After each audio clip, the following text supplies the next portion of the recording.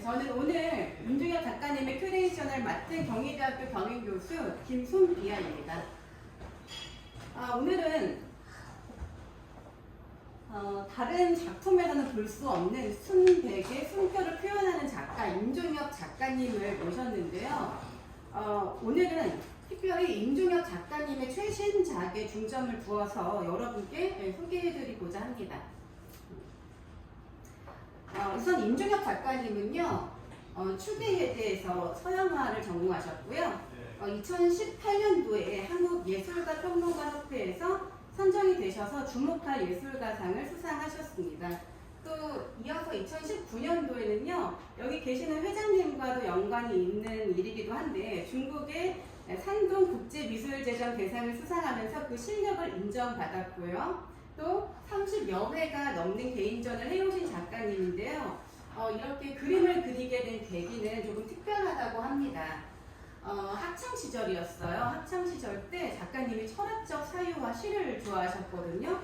그래서 고등학교 때 해인사를 방문합니다. 절에 방문을 하는데요. 그때 스님이 목판 한 구절을 보여줍니다. 지금 보시는 그림은 임중혁 작가님의 초기작이고 제가 말과 맞춰서 그림을 계속해서 설명해 드리니까 계속해서 감상해 주시고요.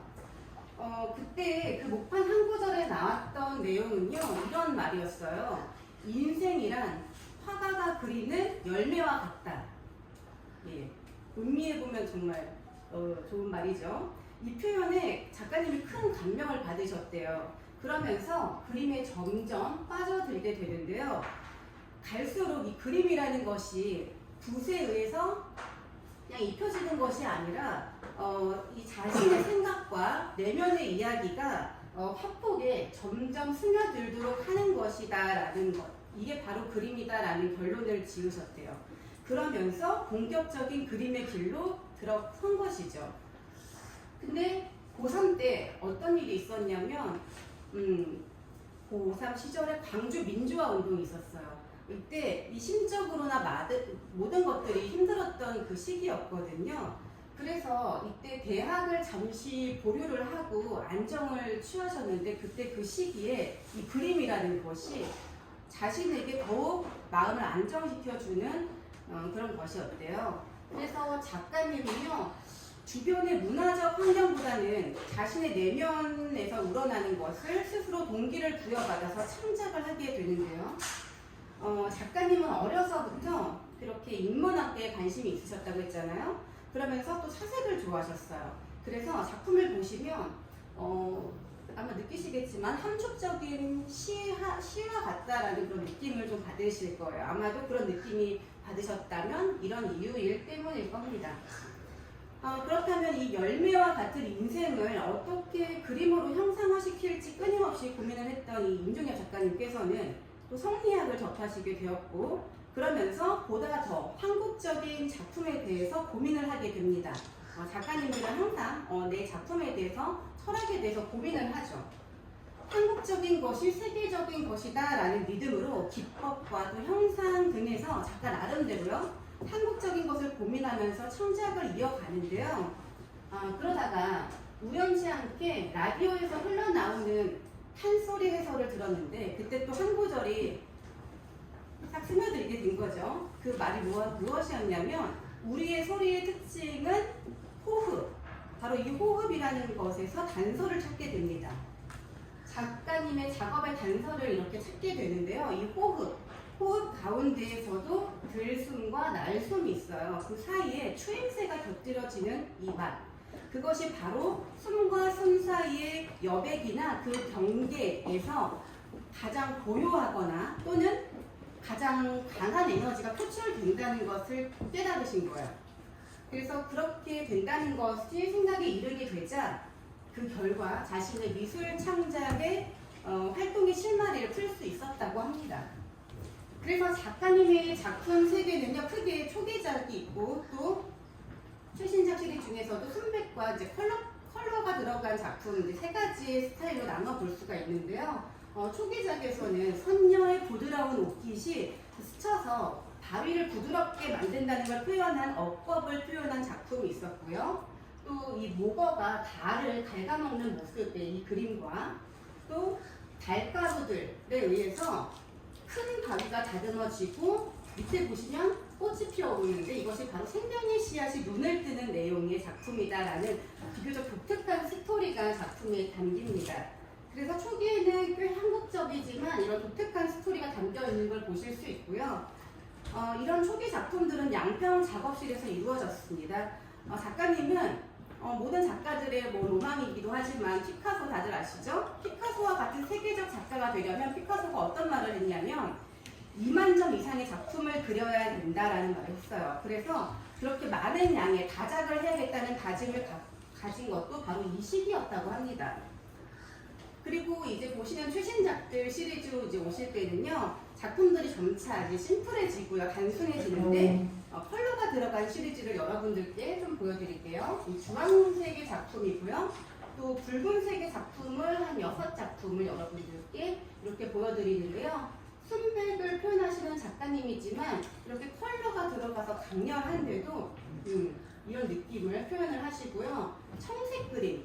청색 그림을 실제로 많은 분들이 좋아하셨대요. 청색은 사실 호불호가 없는 작품이고 시원한 마음이 느껴지잖아요. 이건 이제 복도에서 심지어 걸려있는 작품이고요. 그리고 이 작품은 김희성이 디렉팅한 청룡전에 들어갈 그림의 이미지입니다.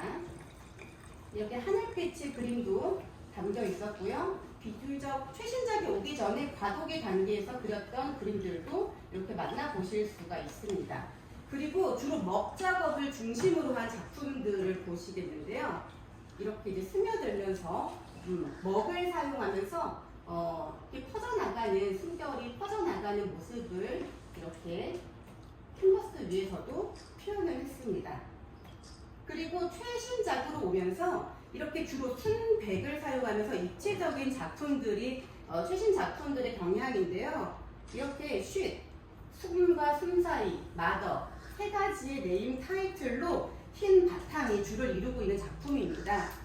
이 흰색의 이미지는 어떤 의미가 담겨 있냐면요. 멈추다 혹은 그치다, 다다르다라는 그런 의미를 내포하고 있는데요. 들이쉬고 또 내쉬는 것의 사이를 타이틀로 표현을 했어요.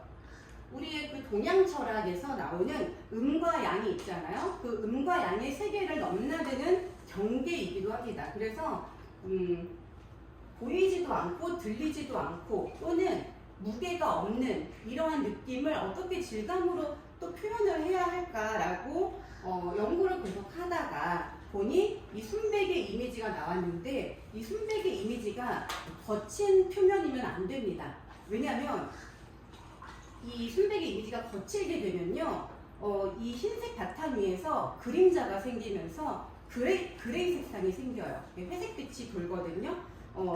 그렇게 되기 때문에 이 맨들맨들한 하얀 면은 계속해서 두껍게 올라가야 되고요. 전시된 작품들을 보시면 아시겠지만 이 표면의 흰색은 정말 반짝반짝하고 매우 곱고 또 부드러운 그런 느낌을 주고 있습니다.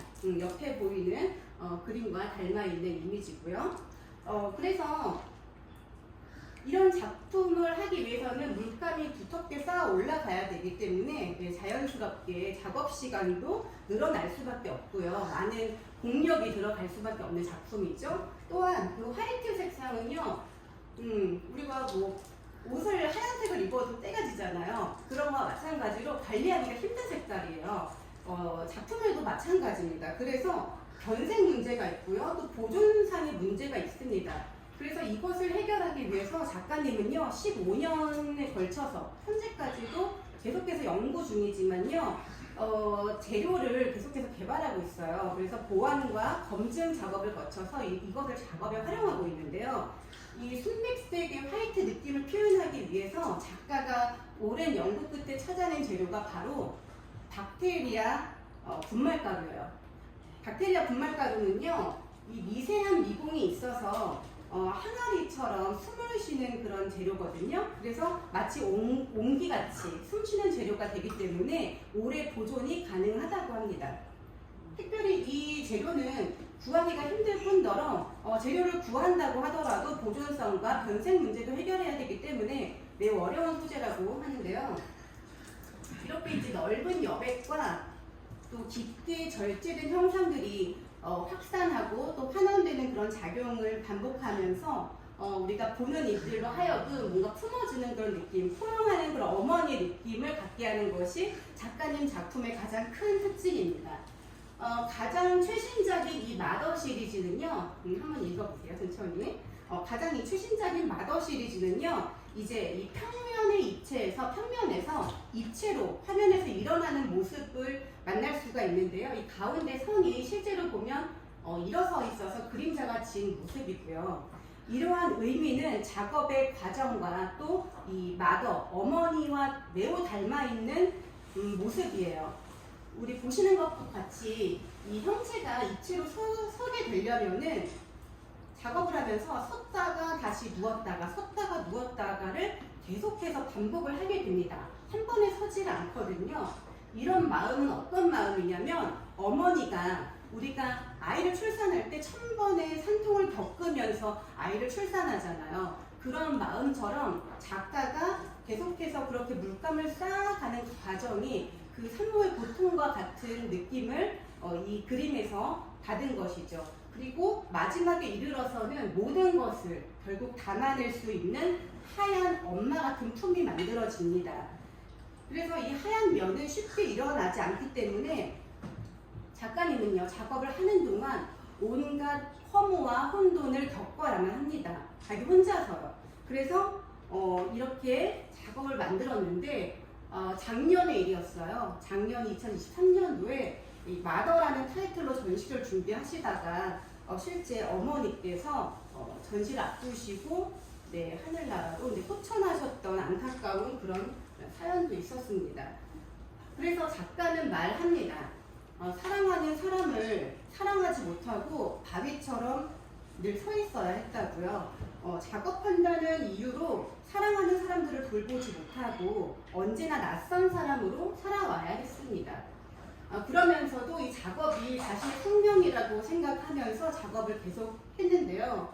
그때 그 외로움이 가장 마음 아팠지만요, 작가님께서는 또 한편으로는 이렇게 끈질긴 자신과의 투쟁을 계속 해야겠다라고 하시면서 작업을 하셨고요.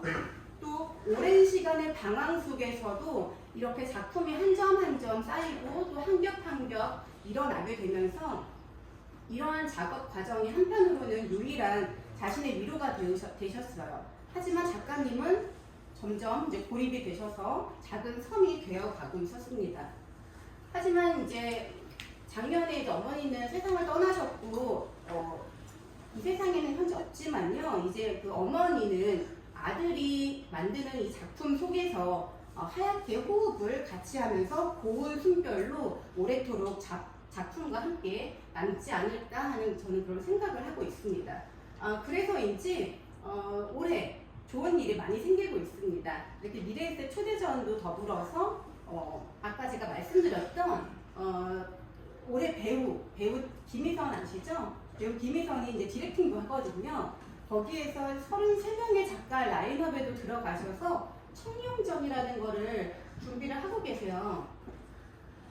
그래서 이 영상을 사실 보여드리면 좋은데 안 보이네. 네. 별도로 그 영상. 별도로 영상을 제가 이 발표 끝나고 한 번 더 보여드릴게요. 청룡전을 준비 중인데요. 아까 제가 보여드렸던 파란 가로의 그림이 이렇게 세로로 생기면 이 디지털 미디어 영상으로 티저 영상을 만든 영상인데요. 짧은 영상인데 이따 보여드릴게요. 그래서 이런 노력 때문에요. 우직하게 작업을 이어가시는 임중엽 작가님께서는 우리 여기 하정민 회장님께서도 더 잘 아시겠지만 중국에서도 대상을 받으시면서 좋은 반응을 이끌어내고 있는 작가님입니다. 내년에는요. 해외에서 스페인과 미국 뉴욕 전시를 또 앞두고 있는데요. 이런 작가님의 멋진 전시 활동을 기대하면서 오늘 큐레이션 마치도록 하겠습니다. 감사합니다.